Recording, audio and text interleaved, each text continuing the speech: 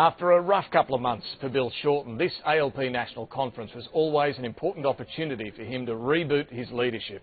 He opened the show with a presidential-style set-piece address in which we heard a grab bag of policy ideas, many of which we've heard before, from building submarines here to gay marriage and also boosting science education. There were some new measures, though, a commitment to having a republic within a decade, boosting female representation within the ALP, and also a challenge to Tony Abbott on climate change.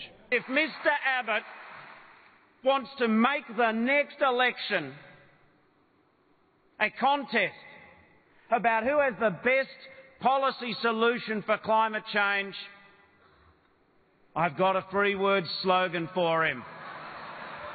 Bring it on!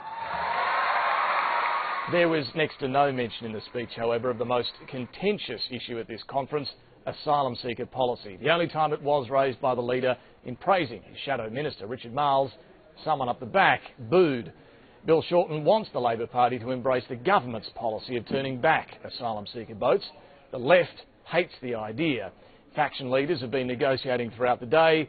No final position will be reached until tomorrow morning. When we were last in government, Labor did get some things wrong. We underestimated the pull factors as well as the push factors when it came to asylum seekers. But we also got some things right, which is treating people with dignity and not engaging in vilification against people. And that, I think, is the balance that needs to be struck. It's still unclear what motion on turnbacks might be moved tomorrow, but no one here really thinks the leader is going to be rolled on this. That would be a near fatal blow. The conference today did pass a resolution for Australia to introduce a so-called Buffett rule, which sets a minimum percentage of tax the rich are required to pay, so they can't simply avoid paying tax altogether. More consequentially, though, the conference did pass a resolution to seek changes to the China Free Trade Agreement recently negotiated by the government. Particularly, Labor is worried about big Chinese investments here in Australia overlooking Australian workers and bringing in Chinese labour instead. This deal does a number of things, and the two I've pointed to is I think it's very clear on the text of the agreement that you can enter what's called an IFA, an investment facilitation agreement, without labour market testing, and it certainly removes labour market testing in relation to a much larger category of workers than I think was wise. The government says that's rubbish and have produced a new document to spell out exactly what the free trade agreement involves.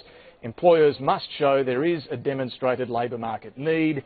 Australians have been given the first opportunity through evidence of domestic recruitment activity, i.e. labour market testing, and there are no suitably qualified Australians.